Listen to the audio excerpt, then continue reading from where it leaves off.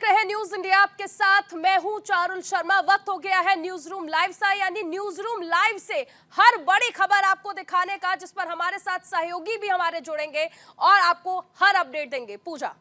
बिल्कुल चारुल, लगातार हम न्यूज रूम के जरिए आपको बताएंगे कि आज की दिन भर की क्या कुछ वो खास खबरें थी जिससे सीधा सरोकार आपका है और क्या कुछ उनका इंपैक्ट रहने वाला है जो आपको पता होना चाहिए, यानी कि बिहाइंड द कर्टन क्या स्टोरी है। और लगातार आपको बता दें कि इस वक्त की बेहद बड़ी खबर, अहम जानकारी, आम आदमी पार्टी के सीनियर नेताओं के घर पर रेड जारी है।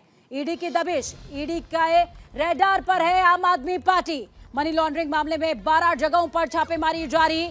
जल बोर्ड के पूर्व सदस्य शलभ कुमार के घर पर रेड चल रही है। आपको बता दें कि दिल्ली जल बोर्ड के मामले में भ्रष्टाचार के आरोप है। कहना है कि टेंडर प्रक्रिया में अनियमितताएं पाई गई है और ये जो मामला है वो दिल्ली अपराध निरोधक शाखा यानी कि एसीबी के पास दर्ज था, जिसके बाद ईडी ने होल्ड संभाला है। बिल्कुल, दिल्ली जल बोर्ड भ्रष्टाचार मामले में ईडी ने आम आदमी पार्टी नेताओं के 12 ठिकानों पर छापेमारी की है। जल बोर्ड के पूर्व सदस्य शलभ कुमार के यहां पर भी रेड की गई है। सीएम केजरीवाल के निजी सचिव के घर पर भी छापेमारी की गई है। ये छापेमारी चल रही है मनी लॉन्ड्रिंग के मामले में। ईडी ने आम आदमी पार्टी के कई बड़े नेताओं के यहां पर भी छापेमारी की है। बड़ी खबर, राज्यसभा सांसद नारायण दास गुप्ता के यहां पर भी ईडी की छापेमारी चल रही है। कुल मिलाकर 12 जगह ये छापेमारी चल रही है, जिसको लेकर आम आदमी पार्टी एक बार फिर से बीजेपी पर हमलावर हो गई है, क्योंकि आम आदमी पार्टी लगातार यह आरोप लगा रही है कि बीजेपी उन्हें दबाने की कोशिश कर रही है और इसके लिए वो केंद्रीय जांच एजेंसियों का सहारा ले रही है। दिल्ली जल बोर्ड भ्रष्टाचार मामले में ये बड़ी कार्रवाई।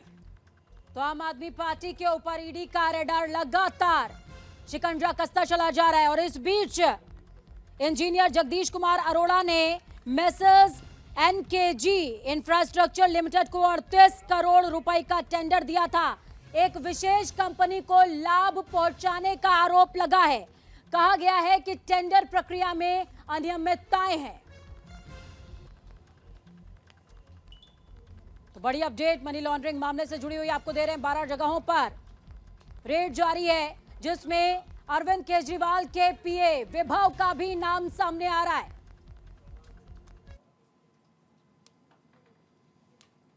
दिल्ली में आज सुबह से ही आम आदमी पार्टी के शीर्ष नेताओं के ठिकाने पर ईडी सुबह से ही रेड कर रही है। आपको बता दें, जल बोर्ड में मनी लॉन्ड्रिंग मामले में ये रेड की जा रही है। हम लोग इसका मौजूद हैं आम आदमी पार्टी के राज्यसभा सांसद एनडी गुप्ता के यहाँ पर, जहाँ पर आज सुबह से ही ईडी की टीम 7 बजे से ही पहुंची हुई है। साथ ही साथ मैं आपको ये भी बता दूँ कि दिल्ली के मुख्यमंत्री अरविंद केजरीवाल के पीएस विभव कुमार के यहाँ पर भी जो है ईडी की टीम सुबह से ही रेड कर रही है। मामले की बात की जाए तो केंद्र एजेंसी दिल्ली जल बोर्ड के टेंडर प्रक्रिया में अनियमितताओं की जांच कर रही थी, जिसमें सीबीआई और दिल्ली सरकार के भ्रष्टाचार निरोधक शाखा कि एफआईआर के आधार पर ईडी जो है ये कार्रवाई कर रही है। एफआईआर में आरोप लगाया है कि दिल्ली जल बोर्ड के अधिकारियों ने इलेक्ट्रॉनिक मीटर की आपूर्ति उन्हें लगाने, टेस्टिंग और कमीशन के लिए टेंडर देते समय कंपनियों को लाभ पहुंचाया है। उसी मामले में जो है आज सुबह से ही जो है ईडी जो है लगातार आम आदमी पार्टी के कई नेताओं के घर पर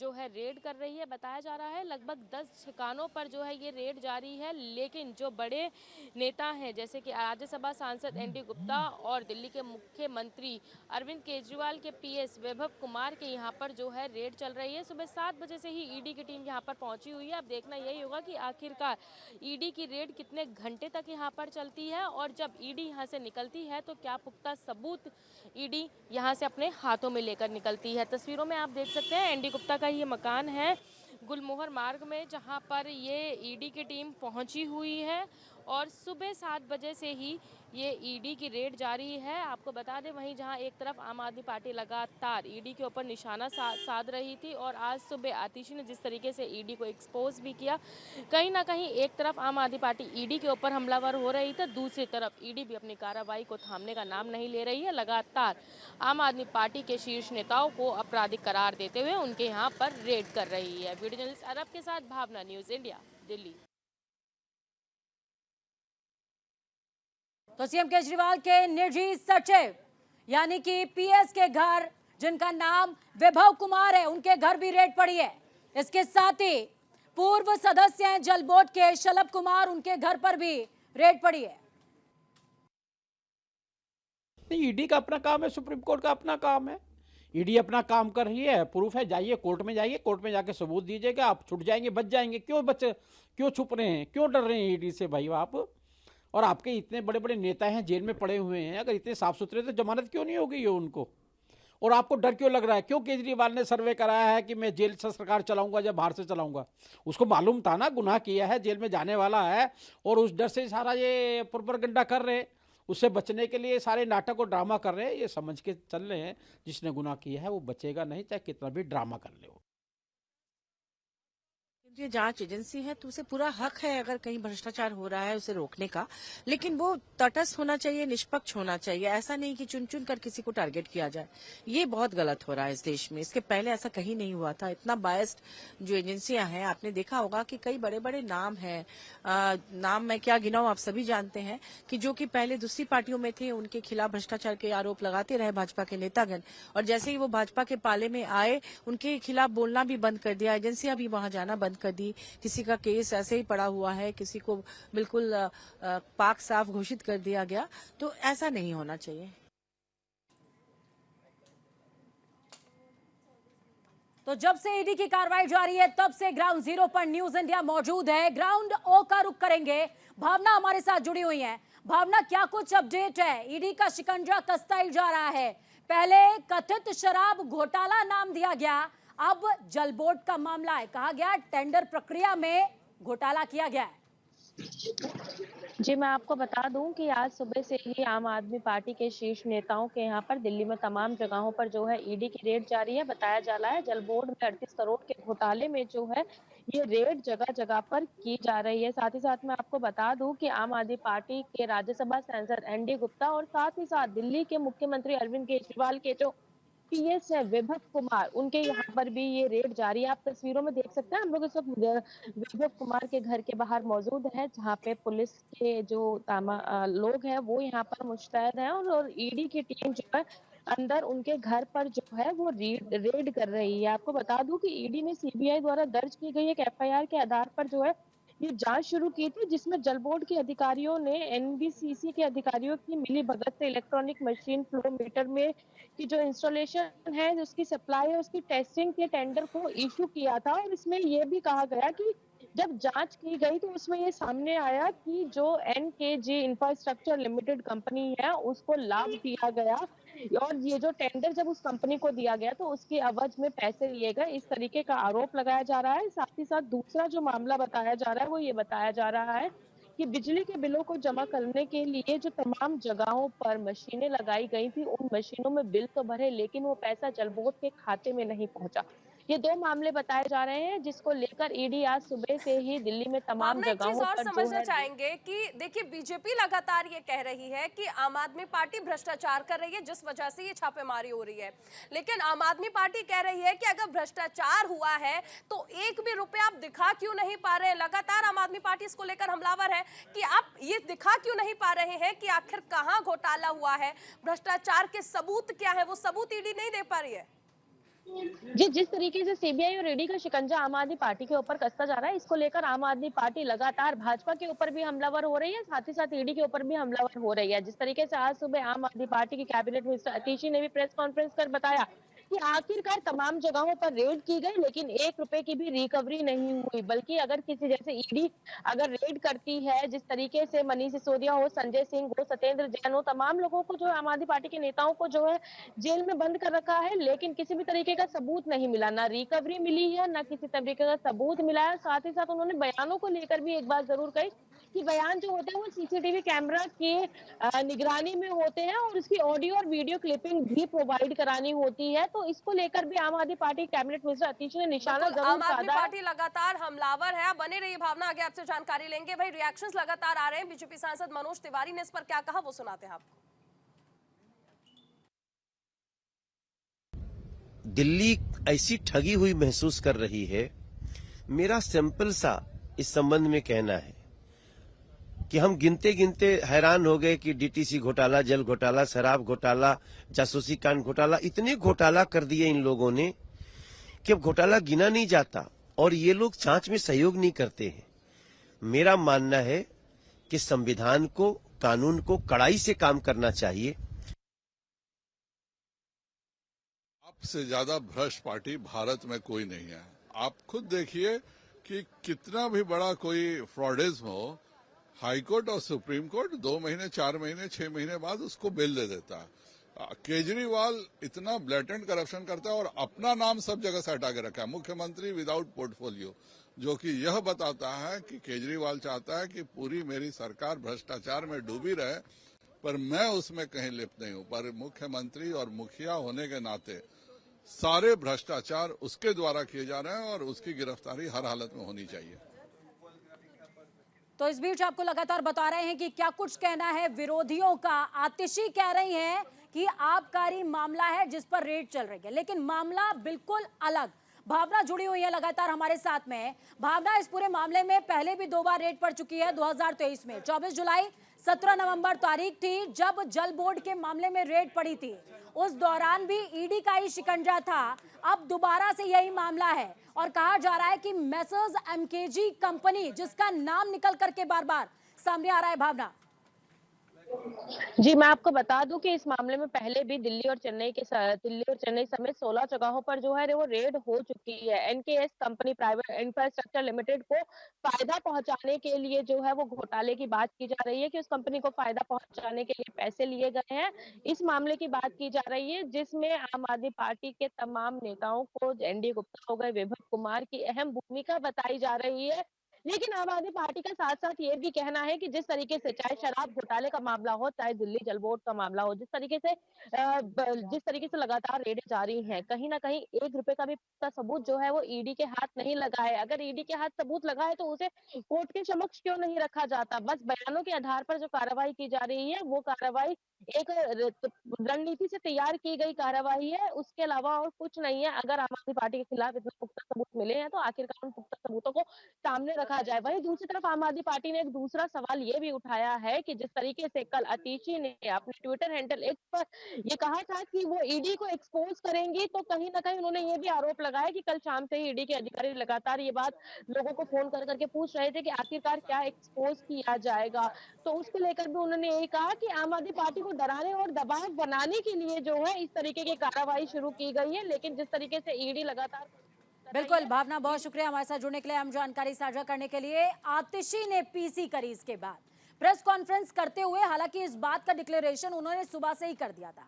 उन्होंने कहा था कि 11:30 बजे आज यानी कि मंगलवार को वो पीसी करेंगी। पीसी उन्होंने करी और पीसी करते हुए क्या कहा, उन्होंने कहा कि ईडी ने ऑडियो की क्लिपिंग को आखिरकार डिलीट क्यों किया है। ऑडियो वीडियो दोनों होता है, वीडियो दे दिया, ऑडियो डिलीट। अब कैसे पता चले कि बात आखिरकार हुई क्या है?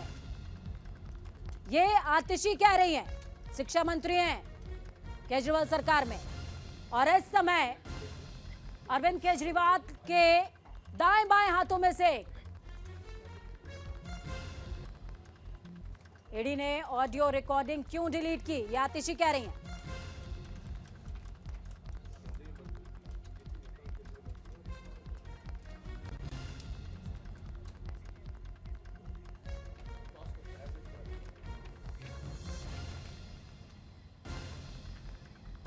जी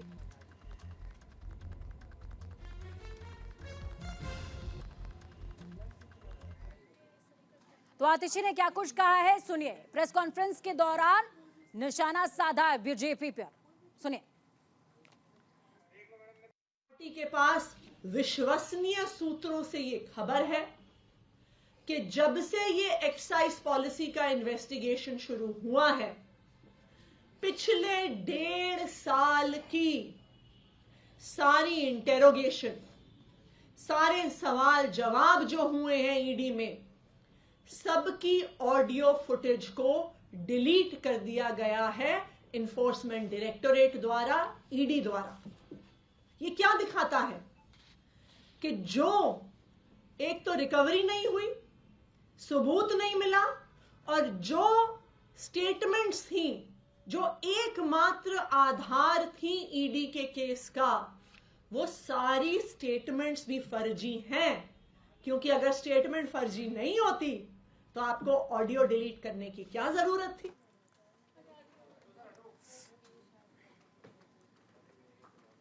और बीजेपी इस वक्त प्रेस कॉन्फ्रेंस कर रही है, सीधे ले चलते हैं आपको।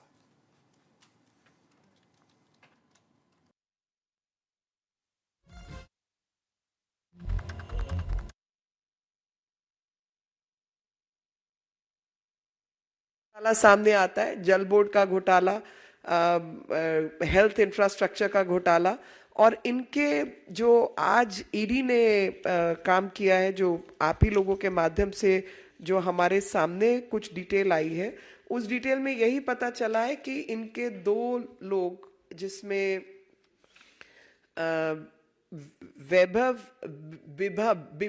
विभव कुमार और शलभ कुमार, साथ में एनडी गुप्ता जो ट्रेजरर हैं आम आदमी पार्टी के, ऐसे कई लोगों के यहाँ लोकेशंस में दिल्ली जल बोर्ड संबंधित और ईडी संबंधित घोटाले में इनके यहाँ पर रेड्स जो है वो चल रही हैं। और जो पर्सनल सेक्रेटरी हैं वैभव कुमार दिल्ली मुख्यमंत्री के, वही इस मनी लॉन्ड्रिंग केस में इन्वॉल्व हैं। मैं आपके माध्यम से ये बात बताना चाहती हूँ और दिल्ली की जनता को खास तौर पर, कि 5 समन आ चुके हैं। 5 समन्स में से एक भी इन्होंने अटेंड नहीं किया है और लगातार झूठ की व्यवस्था इन्होंने कायम की है। और एक ही प्रश्न है कि जब आतिशी मरलेना प्रेस कॉन्फ्रेंस करती हैं, वो तमाम इधर उधर की बात जरूर कर रही हैं, लेकिन ये नहीं बता रही कि अरविंद केजरीवाल ईडी के सम्मन के जवाब में ईडी के सामने कौन सी तारीख को कितने समय पर पेश होने जा रहे हैं। तो आपके माध्यम से मैं ये प्रश्न सीधे तौर पर करी हूँ कि when are you going to present yourself before the ED. और सीटी स्कैन के बारे में मैंने बताया कि 3 सीटी स्कैन हैं दिल्ली के 3 करोड़ लोगों के ऊपर। स्कूलों के अंदर टीचर्स नहीं है, अस्पतालों में डॉक्टर्स नहीं है, बेड्स यहाँ पर नहीं है। तो पूरी दिल्ली को वेंटिलेटर पर, व्यवस्था को वेंटिलेटर पर डालने का काम जो है वो केजरीवाल ने किया है। और जो लोग वायदा करके आए थे कि हम सबसे ज्यादा ईमानदार, कट्टर ईमानदारी का वायदा करने वाले लोगों ने आज कट्टर बेईमान लोग कौन होते हैं उसको परिभाषित कर दिया है। अनंत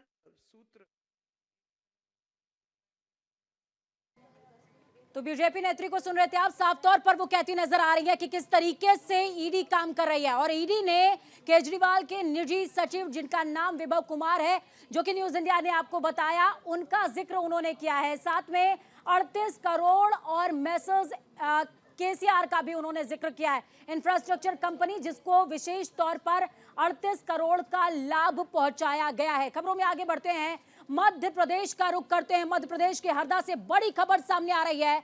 विस्फोट हुआ फैक्ट्री में। अपडेट इस समय की है कि 3 लोगों की जान जा चुकी है, जबकि घायलों की संख्या में इजाफा है, वो संख्या 40 पहुंच गई है। तो ये घटना बेहद चिंताजनक, क्योंकि इस घटना के बाद सभी सकते में है। कहीं ना कहीं आपको बता दें कि घायलों की संख्या में लगातार इजाफा हो रहा है और रेस्क्यू ऑपरेशन जारी। इस बीच उत्तराखंड का रुख करेंगे। उत्तराखंड से बड़ी अपडेट। उत्तराखंड ने इतिहास लिखा है, क्योंकि विधानसभा के अंदर पटल पर यूसीसी बिल रखने वाला पहला राज्य उत्तराखंड बन गया है। और मात्र 2 बजे, यानी कि अब से कुछ ही मिनटों का इंतजार, कुछ ही मिनटों के बाद स्थगित कार्यवाही एक बार फिर से शुरू हो जाएगी। फिलहाल उत्तराखंड विधानसभा की कार्यवाही स्थगित है 2 बजे तक के लिए। सीएम धामी ने पेश किया है UCC bill, uniform civil code. और आपको बता दें कि 749 पन्नों की ये जो बिल है, जिसको ड्राफ्ट किया गया है बिल के रूप में, अब इसका डिस्ट्रीब्यूशन तमाम सदस्यों के बीच हो चुका है। मौजूदा उत्तराखंड विधानसभा के आंकड़े को समझेंगे तो आपको पता चलेगा कि बहुत सरलता के साथ में ये बिल पास भी हो जाएगा, क्योंकि आंकड़ा 70 विधानसभा सदस्यों के बीच 47 और 19 का है। कांग्रेस के पास मात्र 19 सदस्य। ऐसे में बीजेपी के लिए इस बिल को पास कराना बेहद आसान। हालांकि 2 बजे के बाद चर्चा जरूर होगी।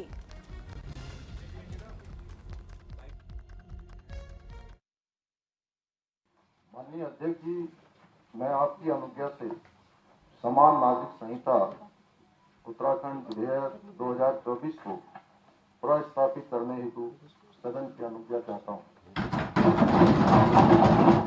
प्रश्न यह है कि समान नागरिक संहिता उत्तराखंड 2024 विधेयक को प्रस्तावित करने हेतु सदन की अनुज्ञा दी जाए। जो माननीय सदस्य के पक्ष में हो कृपया हाथ हैं। जो माननीय सदस्य के विरोध में हो कृपया नहीं कहें।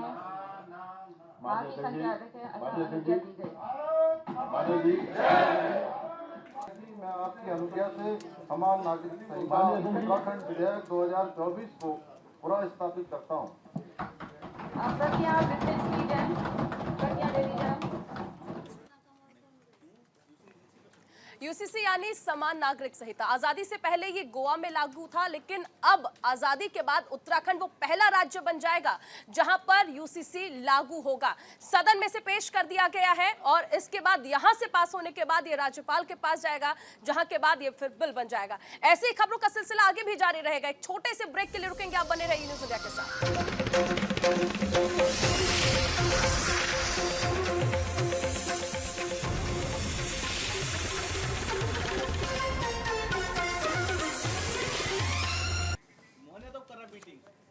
ब्रेक के बाद स्वागत है आपका। इस वक्त की एक बड़ी खबर दिल्ली से आ रही है। दिल्ली से एक आतंकी को गिरफ्तार किया गया है। नई दिल्ली रेलवे स्टेशन से आतंकी को गिरफ्तार किया गया है। पहले भारतीय सेना में काम करता था रियाज अहमद और जनवरी 2023 में रिटायर हुआ था रियाज अहमद।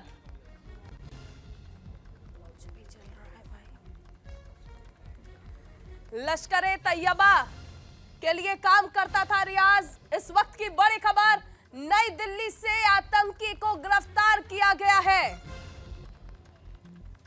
तो इस वक्त की बेहद अहम तस्वीरें आपको दिखा रहे हैं। बड़ी खबर, भारतीय सेना में काम करने वाला रियाज अहमद आज आतंकी है। रियाज अहमद पर आतंकी साजिश का आरोप लगा है। रियाज के 3 साथी पहले ही कुपवाड़ा से गिरफ्तार हो चुके हैं। तो इस वक्त की बेहद बड़ी अपडेट आपको दे रहे हैं। बड़ी खबर है ये दिल्ली से। इस वक्त की बड़ी खबर, नई दिल्ली रेलवे स्टेशन से आतंकी रियाज को गिरफ्तार किया गया है। लश्कर तैयबा का आतंकी गिरफ्तार है। आपको बता दें कि कल भी एक ऐसा ही मामला सामने आया था जिसमें एक आतंकी को गुजरात से गिरफ्तार किया गया था और आज लश्कर तैयबा के आतंकी को दिल्ली से गिरफ्तार किया गया है।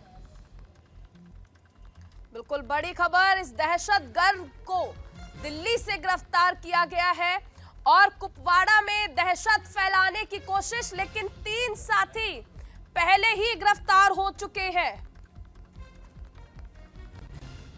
पुलिस ने आतंकी साजिश को नाकाम करते हुए इसे गिरफ्तार किया है।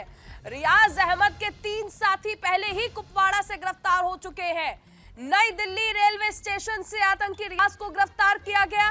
पहले सेना में काम करता था, 2023 में सेना से रिटायर हुआ, लेकिन फिर आखिर ऐसी क्या स्थिति हुई कि आतंकी बन गया पूजा। तो बिल्कुल नई दिल्ली रेलवे स्टेशन की तस्वीरें आपको दिखा रहे हैं। तस्वीरें देखिए, नई दिल्ली रेलवे स्टेशन से रियाज को गिरफ्तार किया गया और कहते हैं कि चेहरे पर किसी की नीयत लिखी नहीं होती। तो भारतीय सेना में शामिल था रियाज अहमद, जिसको गिरफ्तार किया गया है। चेहरे पर आप सफेद रंग का नकाब देख पाएंगे, लेकिन ये नकाब नहीं, वो खिताब है जो लश्कर तैयबा ने रियाज को दिया। इसको वर्दी रास नहीं आई, आतंकी बन गया। लश्कर तैयबा का आतंकी। खास बात क्या है कि कुछ दिनों पहले कुपवाड़ा से इसके 3 साथी गिरफ्तार हो चुके हैं। गौर से देखिए, ये रियाज अहमद है जिसको नई दिल्ली रेलवे स्टेशन से गिरफ्तार किया गया है और लगातार इस तरीके से कार्रवाई पुलिस की जारी, प्रशासन की जारी। कल भी गुजरात से एक आतंकी को गिरफ्तार किया गया था। आज इसी क्रम में रियाज को गिरफ्तार किया गया है। रियाज जिसके चेहरे पर सफेद रंग का नकाब है। आप देख पाएंगे कि किस तरीके से वो लगातार अपने चेहरे पर नकाब लगाए हुए भारतीय सेना में शामिल था और तमाम जानकारियां लश्कर-ए तैयबा के साथ साझा कर रहा था। चारों बिल्कुल हमारे साथ हमारी सहयोगी कंचन जुड़ गई है ज्यादा अपडेट के साथ। कंचन, पहले सेना में काम करता था रियाज, सेना से रिटायर होता है और उसके बाद आतंकी बन जाता है जिसे गिरफ्तार किया गया। क्या जानकारी निकलकर सामने आई है? जी बिल्कुल, देखिए जानकारी यही निकल कर आ रही है कि लश्कर-ए-तैयबा की आतंकी रियाज अहमद जो है उनकी एक बड़ी साजिश फेल हो चुकी है। नई दिल्ली रेलवे स्टेशन ने इसको पकड़ा है। पहले ये सेना में, भारतीय सेना में हुआ करता था, जिसके बाद लगातार ये लश्कर-ए-तैयबा के साथ कांटेक्ट में रहा और तमाम तरीके की साजिशें करता रहा। लेकिन उसकी ये एक बड़ी साजिश आज फेल हो चुकी है। जिस प्रकार से उसे गिरफ्तार किया गया है, तमाम तरीके के रूप बदलकर वो लगातार रह रहा था। 2023 में ही भारतीय सेना से रिटायर्ड हुआ था और इस तरीके से लश्कर-ए-तैयबा से उसकी बातचीत होना और पूरी साजिश को रचना एक बहुत ही गंभीर मामला है। समझना चाहेंगे आपसे कि जिस दौरान रियाज सेना में था, क्या उस दौरान सेना के इनपुट्स भी वो पाकिस्तान को भेजता था? क्योंकि लंबे वक्त तक सेना में काम किया है, सेना से रिटायर हुआ है ये आतंकी, तो क्या सेना के इनपुट्स भी ये पाकिस्तान भेजता था? क्योंकि खबरें हैं कि हथियार तो भेजता था ये पाकिस्तान को। जी बिल्कुल, इसमें कहने में कोई आशंका नहीं होगी, लेकिन ये अभी कयास लगाए जा रहे हैं कि जिस प्रकार से बड़ी मात्रा में उसके पास से हथियार बरामद किए गए हैं और जिस प्रकार से उसके लश्कर-ए-तैयबा से लिंक निकले हैं, तो कहीं ना कहीं वो भारतीय सेना की जानकारियां भी ज़रूर दिया करता होगा कि जिस प्रकार लश्कर-ए-तैयबा ने पूरी इस प्लानिंग को अंजाम देने के लिए आज वो यहाँ तक पहुँचे और रूपरेखा जो तैयार की गई, तो कहीं ना कहीं हम कह सकते हैं कि ज़रूर वो भारतीय सेना की जानकारियाँ भी लीक करता होगा और तमाम तरीके की जो प्लानिंग प्लॉटिंग होती है उसको लेकर कहीं ना कहीं उन सभी जानकारियों को एकजुट करके इन लोगों ने ये साजिश की थी जो आज नाकाम हो गई है। बिल्कुल कंचन, जानकारी आप लगातार दे रहे हैं। मैं ये भी आपसे समझना चाहूंगी और तमाम दर्शक भी जानना चाहेंगे कि क्या इस आतंकी को आगे रिमांड पर लिया जाएगा, क्या कुछ कार्रवाई अपनाई जाएगी?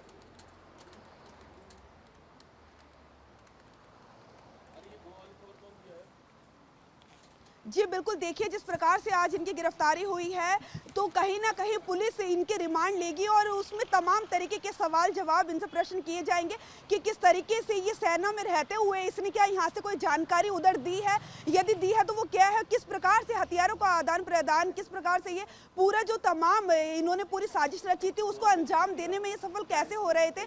अभी तक जब सेना में थे तो किस प्रकार से इसने चीज़ें की, कहाँ से लीक किया, क्या इसके लिंक्स है, उन तमाम चीज़ों को रिमांड पर लिया जाएगा और खंगाला जाएगा। छोटी छोटी बातों को बारीकियों से पुलिस तहकीकात करेगी और क्या देखना ये होगा कि इसमें और ज्यादा जिस प्रकार से कनेक्टेड था लश्कर-ए-तैयबा से, तो सेना से जुड़ी हुई जो बातें उसने दी होंगी, उन तमाम तरीके के सवालों पर इसे जवाब किए जाएंगे और तमाम छोटी छोटी चीजों को लेकर सुरक्षा के लिहाज से बहुत ही अहम हो जाता है, तो इसको लेकर बहुत ही रिमांड पर लिया जाएगा और पुलिस इसे तमाम तरीके की पूछताछ करेगी आगे भी। बहुत शुक्रिया कंचन हमारे साथ जुड़ने के लिए, अहम जानकारी साझा करने के लिए। तो कंचन कनौडिया ग्राउंड जीरो से हमारे साथ में लगातार जुड़ी रही, जिन्होंने साफ तौर पर बताया कि किस तरीके से पुलिसिया कार्रवाई देखने को मिल रही है और इसके आगे क्या कुछ कार्रवाई अमल में लाई जाएगी।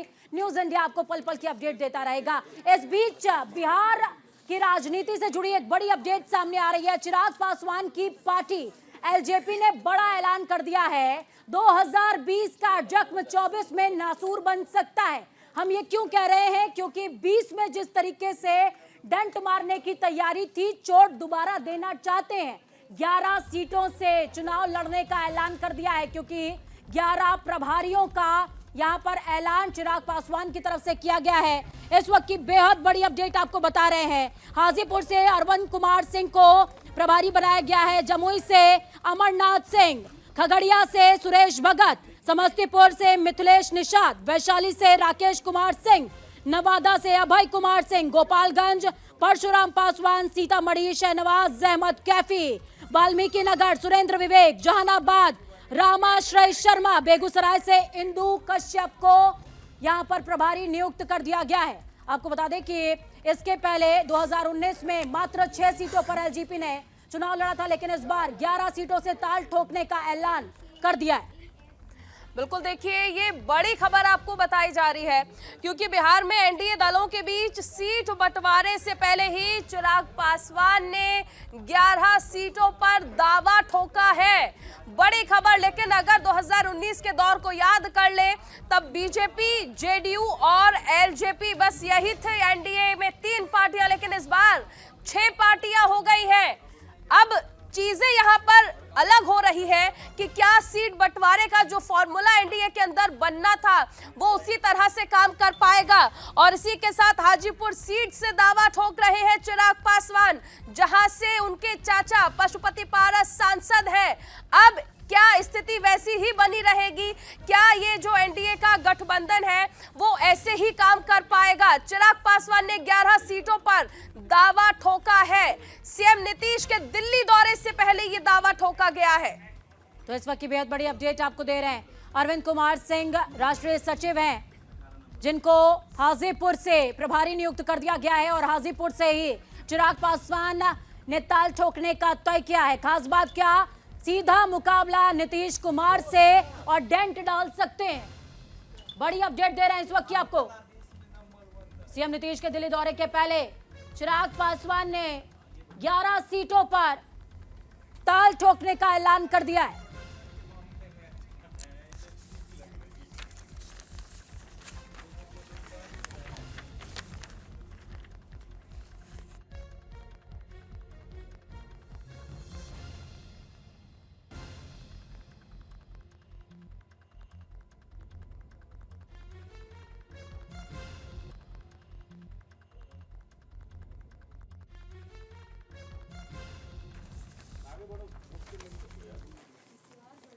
मिशन 400 के साथ बीजेपी लगातार आगे बढ़ रही है और उस पर काम भी कर रही है, लेकिन इसी के लिए अब जो तमाम सांसद हैं उनके प्रदर्शन कैसे रहे हैं अपनी लोकसभा सीट पर, ये देखा जाएगा। बड़ी खबर आपको बताई जा रही है, आम चुनाव की तैयारियों में बीजेपी जुट चुकी है और सांसदों का रिपोर्ट कार्ड देखा जाएगा।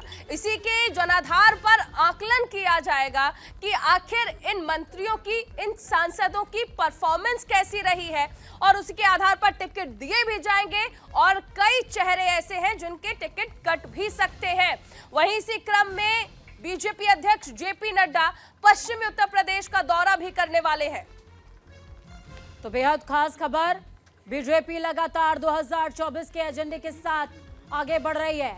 कल प्रधानमंत्री ने सदन के अंदर कह दिया मात्र 370 तो सिर्फ बीजेपी को ही मिलने वाली है और एनडीए के खेमे में 400 के ऊपर जाएगी। हालांकि 2019 के आंकड़ों को देखिएगा तो 303 सीटें बीजेपी के पास थी और एनडीए गठबंधन को 554 के बीच में आंकड़ा मिला था। हालांकि सिर्फ बीजेपी के पास 67 सीटें कैसे आएंगी इस बात का उल्लेख अभी तक नजर नहीं आता है, लेकिन एक्सपर्ट्स कहते हैं कि बीजेपी साउथ में अपने जनाधार को मजबूत कर रही है। दूसरी तरफ बीजेपी तमाम उन केंद्रीय मंत्री और सांसदों की रिपोर्ट को खंगालने वाली है, उनके जनाधार की समीक्षा करने वाली है जो ग्राउंडों पर एक्टिव रहे हैं। अगर एक्टिव नहीं है तो टिकट कट सकता है और जो एक्टिव है उसे टिकट बट भी सकता है। नए चेहरों को तरजीह मिल सकती है, पुराने चेहरों को पवेलियन में ताली बजाने के लिए बैठाया भी जा सकता है। तो इस वक्त की बेहद बड़ी अपडेट आपको बता रहे हैं। आम चुनावों की तैयारियों में बीजेपी लगातार जुड़ी हुई है। प्रधानमंत्री के 400 पार के एजेंडे के बाद और जिस तरीके का उन्होंने इजहार किया है उसके बाद बीजेपी बहुत ज्यादा आक्रामक मोड में आ गई है। जेपी नड्डा आज शाम को मीटिंग करने वाले हैं, कल पश्चिम यूपी में उनका दौरा है और इस बीच तमाम केंद्रीय मंत्रियों के साथ समीक्षा होगी उनके जनाधार की और खंगाला जाएगा कि भविष्य में उनका भविष्य क्या है।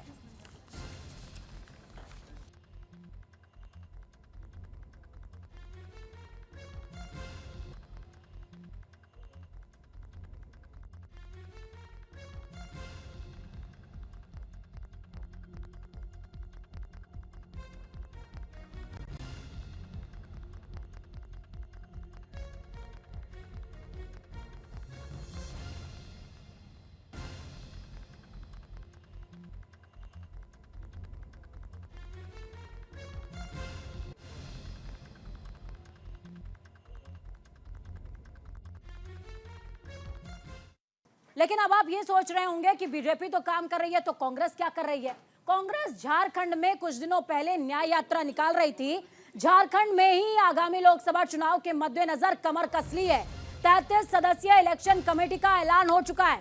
बड़ी अपडेट इस वक्त की, लोकसभा चुनावों के लिए कांग्रेस ने कसी कमर। झारखंड में प्रदेश इलेक्शन कमेटी का ऐलान कर दिया है, जिसमें 33 सदस्यों को तरजीह दी गई है। बड़ी अपडेट है। बीते दिनों जिस तरीके से चंपाई सोरेन ने शपथ ग्रहण करी, उसके बाद समर्थन दिया, अब कांग्रेस पूरी तरीके से 24 के मूड में आ गई है। लोकसभा चुनावों के लिए कांग्रेस ने कमर कस ली है और ग्राउंडों पर काम करना शुरू कर दिया। झारखंड में प्रदेश इलेक्शन कमेटी का ऐलान हो चुका है। इस बीच 33 सदस्यीय इलेक्शन कमेटी का ऐलान। कमेटी में राजेश ठाकुर, आलमगीर आलम का नाम शामिल। राज्यसभा सांसद धीरज साहू कमेटी का हिस्सा हैं। तो लोकसभा चुनाव के लिए कांग्रेस ने अब कमर कस ली है। झारखंड में प्रदेश इलेक्शन कमेटी का ऐलान कर दिया गया है। 33 सदस्यीय प्रदेश इलेक्शन कमेटी का ऐलान किया गया है कांग्रेस की ओर से। कमेटी में राजेश ठाकुर, आलमगीर आलम का नाम भी शामिल है। राज्यसभा सांसद धीरज साहू को भी कमेटी में शामिल किया गया है। ये आप इसके साथ ही देखिए लिस्ट जो है वो भी देख रहे हैं। 33 सदस्यीय प्रदेश इलेक्शन कमेटी जिसका ऐलान किया गया है, उसकी लिस्ट भी आप देख रहे हैं, कौन कौन से नाम इसमें शामिल हैं। तमाम नामों का जिक्र इसमें किया गया है। झारखंड में प्रदेश इलेक्शन कमेटी का ऐलान। और देखिए चुनाव जो है, लोकसभा चुनाव, उसको लेकर कांग्रेस ने भी कमर कस ली है। लेकिन सवाल यह है कि इंडी गठबंधन जो बनाया गया है, क्या उसके तहत ये ऐलान किए जा रहे हैं? क्योंकि अमूमन हर राज्य में हम देख रहे हैं कि जो राज्यवार पार्टियां हैं, क्षेत्रीय पार्टियां हैं, वो अपने अपने ऐलान कर रही हैं। फिलहाल कांग्रेस की ओर से भी झारखंड में ये बड़ा ऐलान किया गया है।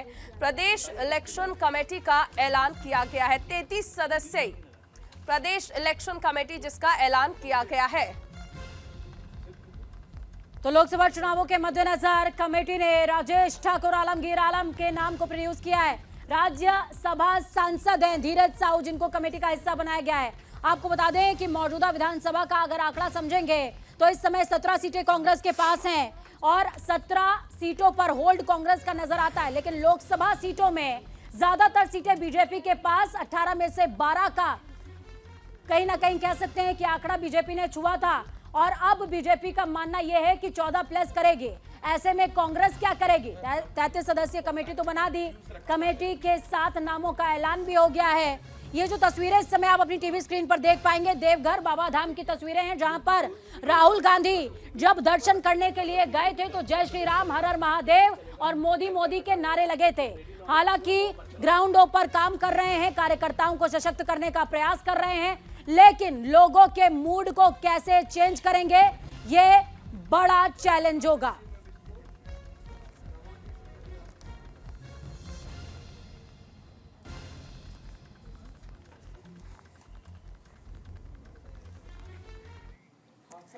चलिए बात करते हैं ज्ञानवापी मामले की। और इस मामले में आज इलाहाबाद हाईकोर्ट में अहम सुनवाई होनी है। हिंदू पक्ष को जो पूजा का अधिकार मिला था, इसके विरुद्ध गया है मुस्लिम पक्ष और आज इस मामले में 2 बजे अहम सुनवाई होनी है। ज्ञानवापी मामले में इलाहाबाद हाईकोर्ट में आज की सुनवाई बेहद अहम है। हिंदुओं को पूजा की जो अनुमति दी गई थी, इसके खिलाफ आज ये सुनवाई होनी है। मुस्लिम पक्ष की याचिका पर हाईकोर्ट में आज सुनवाई होनी है।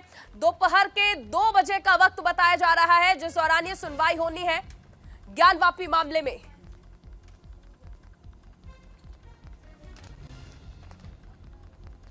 ज्ञानवापी मामले में बेहद अहम है आज की ये सुनवाई, क्योंकि हिंदुओं को जो पूजा का अधिकार दिया गया था, इसके खिलाफ गया है मुस्लिम पक्ष और ये मामला इलाहाबाद हाईकोर्ट पहुंच चुका है, जहां पर जो पूजा की अनुमति दी गई थी, इसके खिलाफ मुस्लिम पक्ष चाहता है कि सुनवाई हो हाईकोर्ट में। भी आज सुनवाई होनी है, जो हम लोगों का मूल वाद है। शैलेंद्र कुमार व्यास जी का तो वो 8 तारीख को पड़ गया, लेकिन ये जो एसआई सर्वे हुआ है 18, 20, 22 जो मुकदमा है, उसमें जो एसआई ने सर्वे करके रिपोर्ट दाखिल किया है, उस संदर्भ में भी जो है आज मूलवाद पे आज बहस होनी है, सुनवाई होनी है। आपत्ति वगैरह अगर देना चाहेंगे अंजुमन तो आज देंगे। ये सारी प्रक्रिया अभी बची हुई। आज ये कहा जाए कि कोर्ट की प्रोसेसिंग आज मूलवाद पे है, और वो जो तहखाने हैं उस पर भी मांग होगी, चूँकि सुप्रीम कोर्ट में दाखिल है, सुप्रीम कोर्ट भी सुनवाई कर रहा है, वहाँ अभी डेट लग गया है, इसलिए अभी कोई बहुत वो नहीं है। लेकिन यहाँ मूलवाद पे जो राखी सिंह का जो है उस पर आज सुनवाई होनी है। हम लोग तो चाहते हैं कि जो हमारे आराध्य मिले हैं, वजू खाना जिसको कहते हैं, तो जैसे वो कह रहे कि ये फवारा है, हम कह रहे हमारा शिवलिंग है, तो उसका भी निस्तारण कैसे होगा? ऐसा ही सर्वे के माध्यम से ही होगा। हम लोग इसीलिए चाहते हैं कि उसका भी सर्वे हो, और जो बचे हुए तहखाने और भी 10-12 जितने तहखाने बचे हुए हैं सबका ऐसा ही सर्वे हो।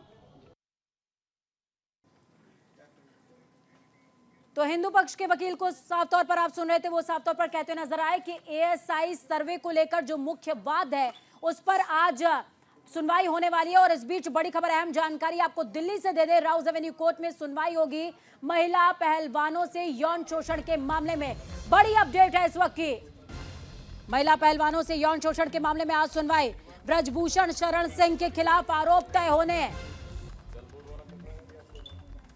महिला पहलवानों से यौन शोषण का मामला आपको याद होगा। इस मामले में कैसे साक्षी मलिक ने अपने मेडल्स जो है वो लौटा दिए थे, संन्यास तक ले लिया था। हालांकि बाद में ये कहा गया कि इस पर विचार भी किया जाएगा। विजेंद्र सिंह का आपको याद होगा किस तरह से मेडल्स जो है वो लौटा दिए थे। लेकिन ये मामला जो है वो बढ़ता गया और पहलवानों ने साफ तौर पर कहा कि ब्रजभूषण या फिर उनका कोई भी साथी जब तक पद पर बना रहेगा तब तक वो वापस खेल में नहीं लौटेंगे। लेकिन आज की ये सुनवाई और भी ज्यादा अहम हो जाती है, जो कि दिल्ली के राउज एवेन्यू कोर्ट में होनी है। ब्रजभूषण सिंह के खिलाफ तय होने हैं आरोप। तो बेहद बड़ी खबर आपको बता रहे हैं, दिल्ली के राउज एवेन्यू कोर्ट में सुनवाई होगी। बड़ी खबर, ब्रजभूषण शरण सिंह जो कि लगातार इस पूरे मामले में पहलवानों की तरफ से गिल्टी बताए जा रहे हैं, आरोप तय होने हैं आज राउज एवेन्यू कोर्ट में। महिला पहलवानों से यौन शोषण का मामला, आज होगी सुनवाई राउज एवेन्यू कोर्ट में। आपको याद होगा कि किस तरीके से दिल्ली अखाड़ा बनी हुई थी, पहलवानों का लगातार वो विरोध दर्ज करा रहे थे और बात की गई साक्षी मलिक हो या फिर उनके साथ तमाम और भी पहलवान। साक्षी मलिक ने संन्यास तक ले लिया। आज दिल्ली के राउज एवेन्यू कोर्ट में सुनवाई होने वाली है। उसके बाद फेडरेशन बोर्ड के चुनाव भी हुए थे, जिन चुनावों को रद्द कर दिया गया था, मनोनयन के बाद रद्द कर दिया गया था। तो इस बीच महिला पहलवानों से यौन शोषण के मामले में आज अहम सुनवाई दिल्ली के राउज एवेन्यू कोर्ट में होने वाली है। ब्रजभूषण शरण सिंह के खिलाफ तय होंगे आरोप। इस वक्त की बेहद बड़ी अपडेट आपको दे रहे हैं। महिला पहलवानों से यौन शोषण का मामला लगातार, ब्रजभूषण हालांकि इस पूरे मामले से डिनाई करते रहे हैं और उनका कहना है कि इतने लंबे वाकये का जिक्र किया जा रहा है, लेकिन जिक्र के साथ ही सबूत का कुछ अता पता नहीं। सबूत का अगर जिक्र किया जा रहा है तो सबूत कहां है?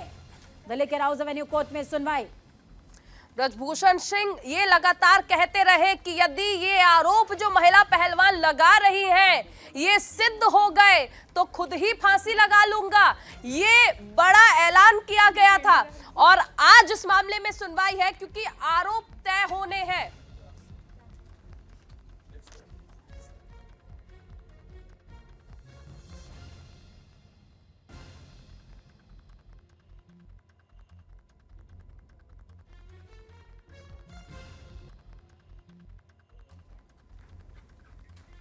तो इस वक्त की बेहद बड़ी और अहम जानकारी आपको दे दें। गोवा के दौरे पर प्रधानमंत्री Narendra Modi ONGC survival centre का उद्घाटन प्रधानमंत्री ने किया है और इसके साथ ही 1330 करोड़ रुपए की सौगात दी है यहां पर राज्य को। बेहद बड़ी खबर आपको बता रहे हैं, ऊर्जा सप्ताह का आगाज भी प्रधानमंत्री की तरफ से किया गया है।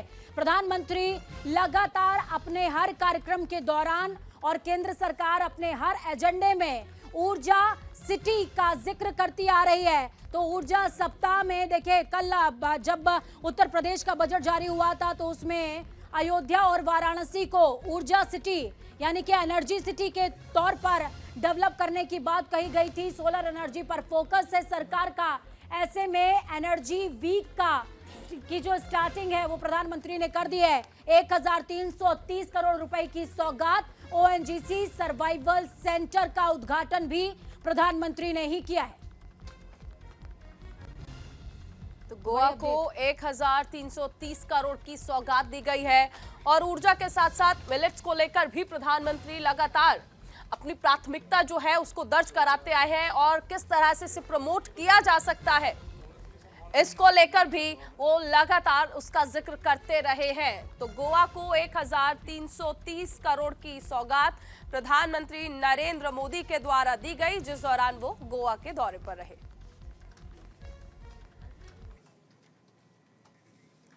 तो आज न्यूज रूम लाइव में दिन भर की तमाम बड़ी खबरों से हमने आपको रूबरू कराया।